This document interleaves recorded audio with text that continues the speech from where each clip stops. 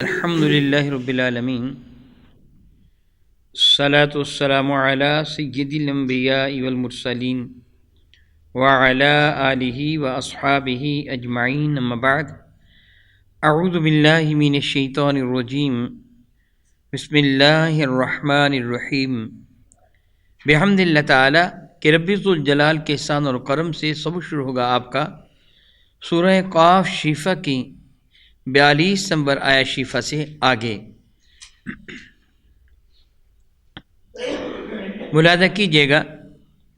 اعوذ باللہ من الشیطان الرجیم بسم اللہ الرحمن الرحیم انا نحن نحیی ونمیت وإلینا المصیر۔ انا نحن نحیی، بے شک ہم ہی وہ قادر مطلق ہیں کہ جو زندگی عطا فرماتے ہیں، وہ نمید اور ہم ہی موت سے ہمکنار فرماتے ہیں۔ ارشاد فرماتے ہیں وَإِلَيْنَا الْمَصِيرُ، اور ہمارے ہی حضور گویا سب نے حاضر ہونا ہے۔ رب کائنات جل وعلا نے کفار کو ظلم باطل کا سختی کے ساتھ انکار کی اور تردید فرمائی، جو یہ کہتے تھے اَإِذَا مِتْنَا وَكُنَّا تُرَابًا، کیا جب ہم مٹی ہو جائیں گے، مر جائیں گے، دوبارہ پھر زندہ کیا جائے گا؟ اور کبھی وہ بسیدہ ہڈیوں کو اپنی انگلیوں میں مسلتے ہوئے آتے، کہتے من یحیی العظام وہی رمیم، ان ہڈیوں کو کون زندہ کرے گا جبکہ یہ بالکل بسیدہ ہو چکی ہیں؟ تو رب کائنات نے ان کو جواب دیا قل یحییھا الذی انشأھا اول مرہ، ان ہڈیوں کو وہی زندہ فرمائے گا جس سے پہلی مرتبہ ان کو زندگی سے ہمکنار فرمایا تھا، جس نے پہلی مرتبہ ان کو زندہ کیا تھا۔ تو رب کائنات جل وعلا شاہ فرمایا کہ ہم ہی زندگی عطا فرمانے والے ہیں۔ پہلے تجھے کس سے زندگی دی تھی؟ تو ایک ناقابل ذکر شے تھا، ایک قطرہ میں کوئی 2.5 کروڑ کے قریب سپرم، ان میں ایک تو تھا کہ جو الیکٹرانک خوردبین کے ذریعے نظر آتا تھا، اس کے بغیر تو نظر بھی نہیں آتا تھا۔ اتنا حقیر سا تو ایک تھا، اور تجھے تیرے رب نے ایک جیتا جاگتا انسان بنا دیا۔ وہ رب کائنات جل وعلا جس سے کل تجھے زندگی عطا فرمائی تھی، وہی رب کائنات جل وعلا تجھے موت سے ہمکنار فرمائے گا، اور وہی دوبارہ زندگی عطا فرما دے گا۔ پچھلی آیت برکہ میں آپ نے یہ پڑھا تھا کہ یہ قیامت کے دن کا تذکرہ ہو رہا ہے کہ جس دن سور پھونکا جائے گا، وہ یوم الخروج ہوگا، وہ قبروں سے نکلنے کا دن ہوگا۔ رب کائنات جل وعلا شاہ فرماتے ہیں ہم نے ہی موت دی، ہمیں زندگی دینے والے ہیں۔ وَإِلَيْنَا الْمَصِيرُ، اور قیامت کے دن سب کا لوٹنا ہمارے حضور ہی ہے، کوئی کہیں نہیں جا سکے گا۔ سارے کشاں کشاں، سارے کے سارے کشاں کشاں بارگاہ رب العزت میں حاضری دیں گے۔ بارگاہ رب العزت سے مراد یہ ہے کہ جہاں رب کریم چاہے گا وہ سارے کے سارے اکٹھے ہوں گے۔ خلاق کائنات تو ہر جگہ اپنی شان کے ساتھ موجود ہے۔ ارشاد فرماتے ہیں یوم تشقق الارض، وہ دن جس دن زمین شق ہو جائے گی، پھٹ جائے گی، جا بجا سے پھٹے گی۔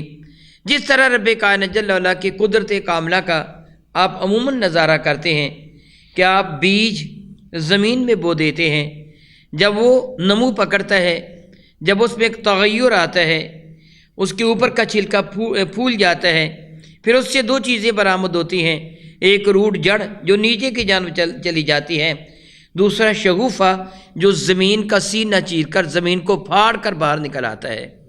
بازار دیکھیں وہ کس قدر نرم و نازک ہوتا ہے، انگلیوں میں مسلا جا سکتا ہے، مگر وہ سخت زمین کو پھاڑ کر بغیر کسی خراش کے باہر نکل آتا ہے، وہ جگہ سے زمین پھٹ جاتی ہے۔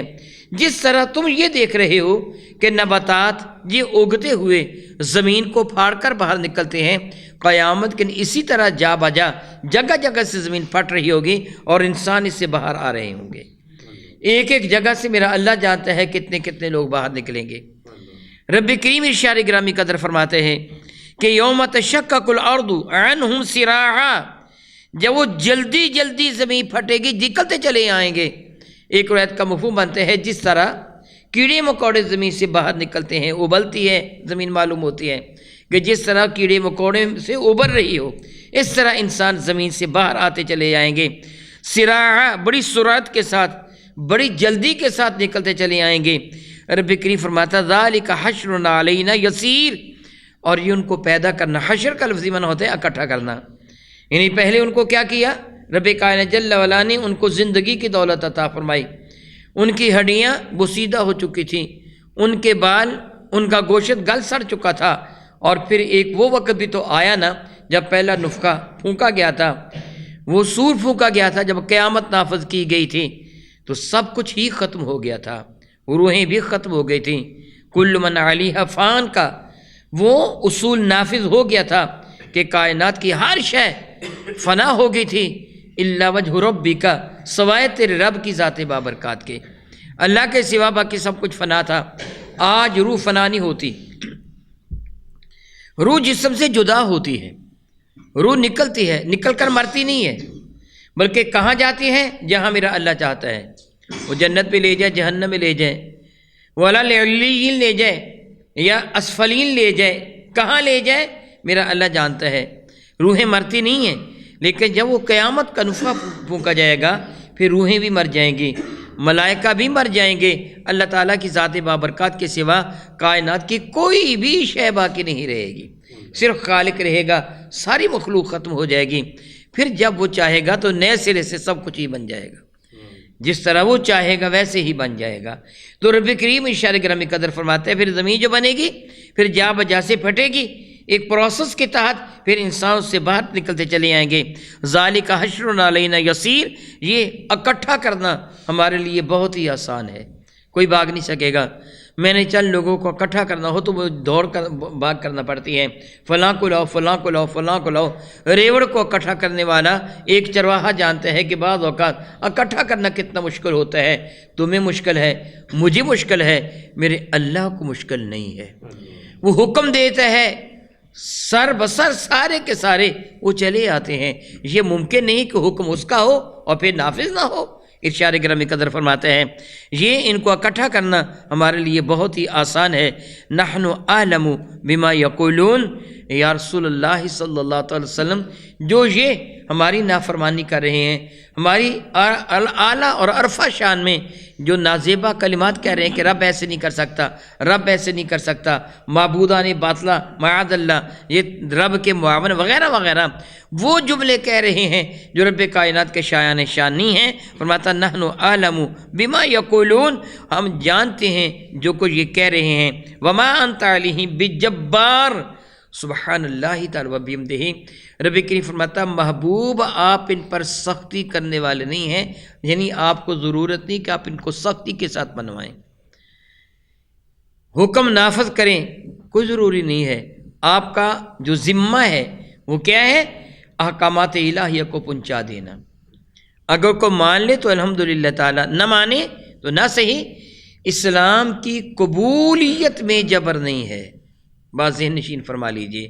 لا اکراہ فی الدین، مسلمان کرنے کے لیے کسی کو مجبور نہیں کیا جائے گا، لیکن جب وہ مسلمان ہو جائے گا اب اسلام کے قوانین پر سختی کے ساتھ اس کو عمل کروایا جائے گا، اب جبر کیا جائے گا۔ جب وہ مسلمان ہو گیا تو بدکاری کے سلسلہ میں اسے سزا دی جائے گی، چوری کرنے پر اس کا ہاتھ کاٹا جائے گا، اسے مجبور کیا جائے گا نماز پڑھنے پر، لیکن اسلام لانے پر مجبور نہیں کیا جائے گا۔ یہ بات ذہن نشین کر لیجئے، اسلام لانے پہ مجبور کیوں نہیں کیا جائے گا؟ کہ ایمان اللہ اور اس کے رسول کی محبت کی معراج کا نام ہے، اور محبت زبردستی کسی کے دل میں پیدا نہیں کی جاتی، یہ اللہ رب العزت جل وعلا چاہے تو عطا فرماتا ہے۔ اس لیے ایمان کی دولت کا مل جانا یہ اللہ تعالیٰ کی نعمت ہے۔ ایمان کے مل جانے کے بعد اب اگر وہ احکامات شرعیہ پہ عمل نہیں کرے گا تو زبردستی کروایا جائے گا۔ فرماتا ہے رب کائنات جل وعلا ان کے اسلام قبول کرنے پر آپ انہیں مجبور کرنے والے نہیں ہیں۔ ارشاد گرامی قدر فرماتے ہیں فذکر بالقرآن، سبحان اللہ، فذکر پس آپ نصیحت فرمائیے، بالقرآن اس قرآن عظیم کے ذریعے سے، کسے؟ من یخاف وعید، جو اللہ تعالیٰ جل وعلا سے خوف زدہ ہے، اس کے غصے سے ڈرتا ہے، جو اس کے وعید سے ڈرتا ہے نا، یعنی جو ایمان لانے والا ہے قرآن کریم کی نصیحت اسے ہی قابل قبول ہوتی ہے۔ تو جو قرآن کو سرے سے مانتے نہیں ہے اس کو تو قرآن پاک سے نہیں سمجھایا جا سکتا. اس کے سامنے آپ قرآن پاک کے دلائل پیش کریں گے وہ تو انکار کر دے گا. قرآن کی نصیحت اسے ہی میسر آتی ہے کہ جس کا دل اپنے رب سے ڈرنے والا ہوتا ہے، جس کے دل میں رب کائنات نے تقوی کی دولت رکھی ہوئی ہوتی ہے. جس طرح قرآن کریم کے بالکل ابتدا میں اللہ تعالیٰ نے فرمایا ذالک الکتاب لا ریب فیہ، یہ کتاب شک و شبہ سے بالا تر ہے. ھدی للمتقین، یہ ہدایت دیتی ہے ان لوگوں کو کہ جو متقی ہیں. سورج چمکتا ہے، زمانے کو روشن کرتا ہے، لیکن صرف روشنی وہ پاتا ہے، اسے فائدہ ہوتا ہے جس سے رب کائنات نے آنکھ کی بینائی عطا فرما رکھی ہوتی ہے. جس طرح اندھا سورج کی روشنی سے فائدہ نہیں اٹھا سکتا، اسی طرح کافر قرآن کریم سے فائدہ نہیں اٹھا سکتا. قرآن مجید فرقان میں وہی سمجھتا ہے جو اپنے رب سے ڈرتا ہے، جس کو رب کائنات جل مجد الکریم ہدایت کی راہ پہ چلاتا ہے. بحمد اللہ تعالیٰ ثم الحمد للہ تعالیٰ، رب کائنات کے احسان و کرم کہ سورۃ القاف کا ترجمہ تفسیر مکمل ہوا. دعا ہے کہ رب کائنات جل حکیم میرے اور آپ کے کریم آقا رسول رحمت کے صدقہ سے ہمیں قرآن مجید فرقان حمید صحیح ترین طریقے سے پڑھنے، سمجھنے، پھر اس پر عمل کی توفیق عطا فرمائے. آمین ثم آمین. او کما قال اللہ تبارک و تعالی واللہ تعالی اعلم باسرار کتابہ.